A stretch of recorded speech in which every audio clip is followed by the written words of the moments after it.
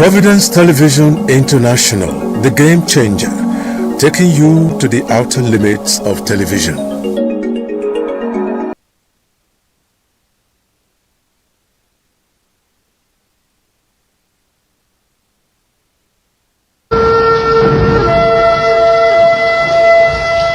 The program Was Trending is sponsored by Paul Nosa Ogeho, proudly Benin, promoting good corporate governance.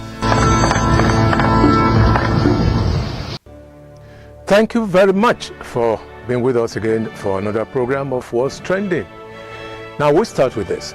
Former Vice President Atiku Abubakar has vowed that even 100 million Tinubus cannot stop him from restoring the targeted subsidy to protect Nigerians from the hardship caused by President Bola Tinubu's fuel price policies.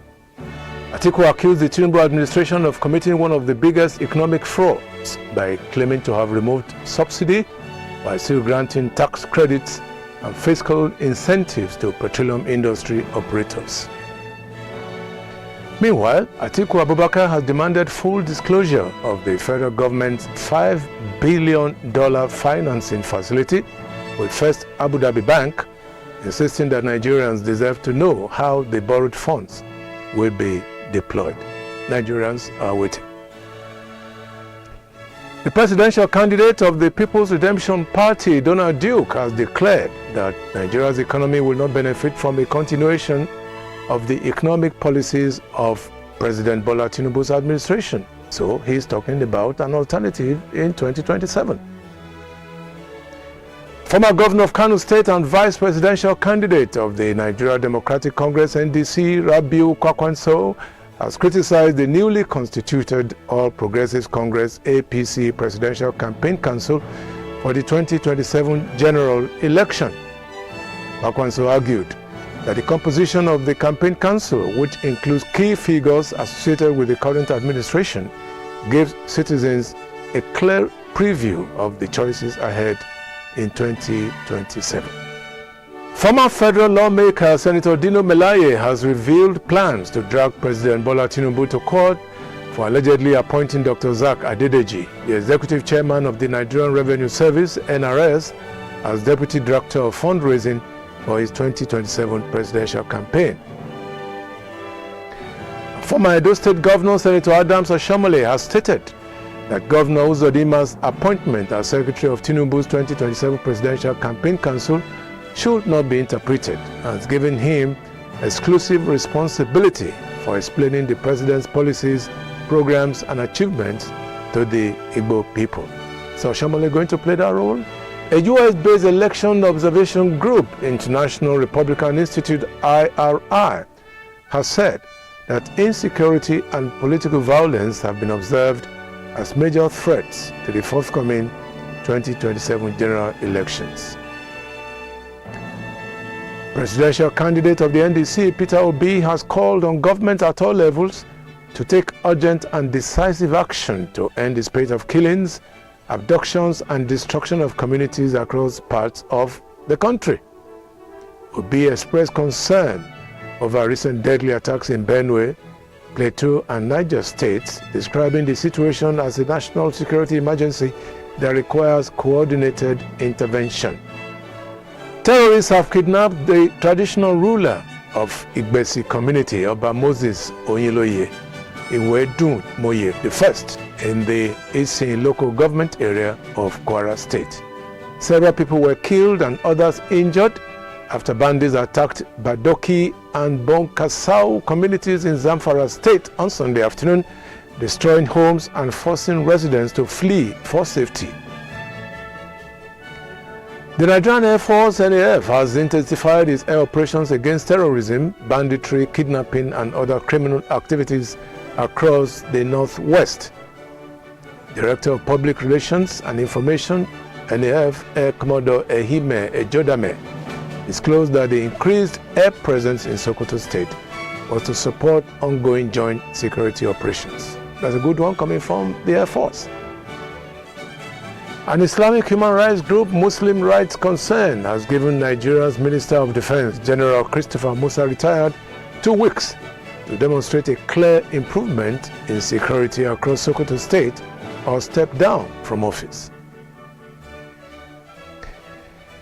I don't hate Christians. My remarks were misinterpreted. Islam commands justice to all faiths, says Sheikh Jingir, and he stepped back on what he said earlier. Former Governor of Lagos State Babatunde Fashola SAN has called for greater religious tolerance in Nigeria, stressing that religion should unite people rather than create division. Now this is important. Fashola, a Muslim, spoke on Sunday at the annual God in My Life lecture organized by the Torchbearer Society of the Archbishop Vining Memorial Church Cathedral, Ikeja, GRA in Lagos. The Knights of St. John International and Ladies Auxiliary KSJI Nigeria have appealed to President Bola Tinubu and other leaders in the country to give room for constructive views from religious leaders and other stakeholders in finding solutions to the challenges facing Nigeria.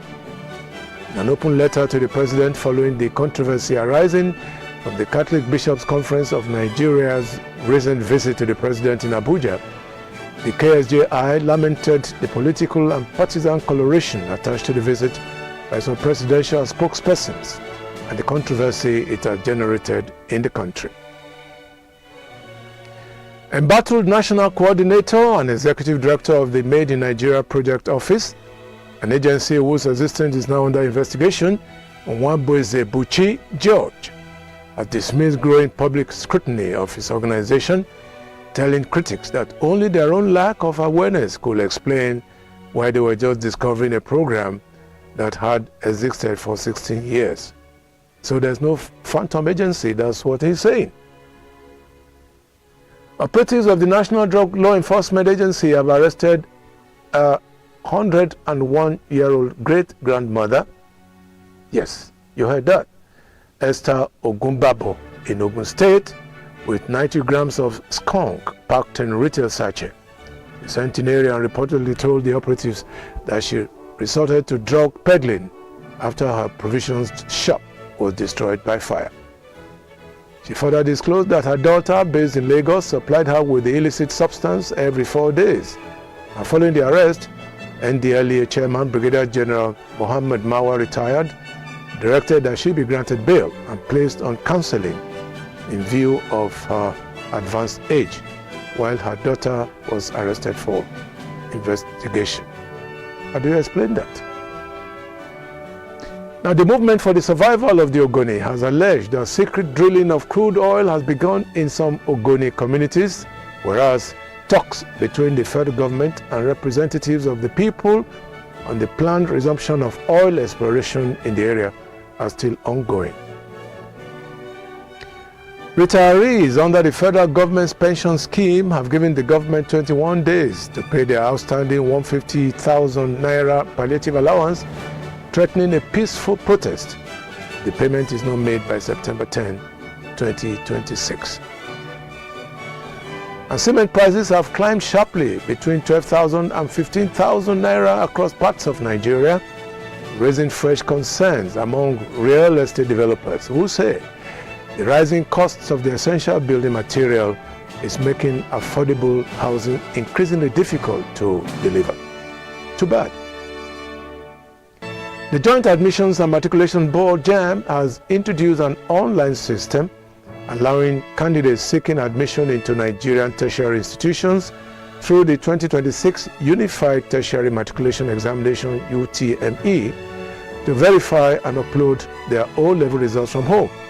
This ends dependence on computer-based test centers for O-level result uploads.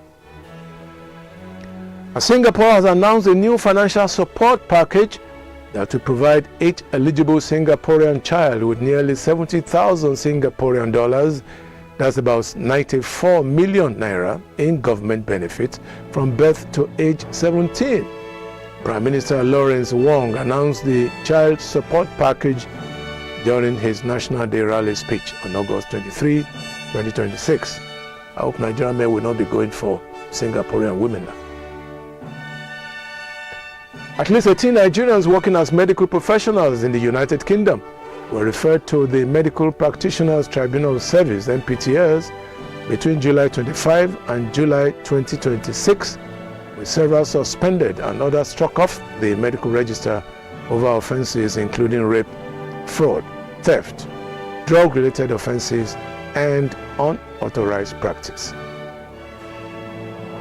No fewer than 7 men have been confirmed dead, while 2 others were severely injured in a multiple road crash that occurred along the Bafo-Lagos Road at about 12:03 a.m. on Monday. Tunisia's National Guard said Sunday it had recovered 12 bodies from the sea after a boat carrying migrants sank off the country's southeastern coast, with 2 people still missing. The boat was carrying 15 people, only one of whom was rescued after it sank some 14 nautical miles off the shore of Zazis on Friday night.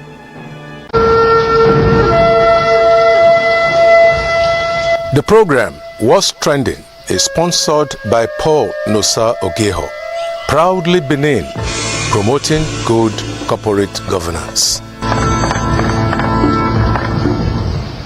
Yes, and that's our program for this week. A million thanks to you all, home and abroad, for being with us. Thanks for staying tuned to your favorite station. Remember to tell others about us. This is Emmanuel Egariba in Benin.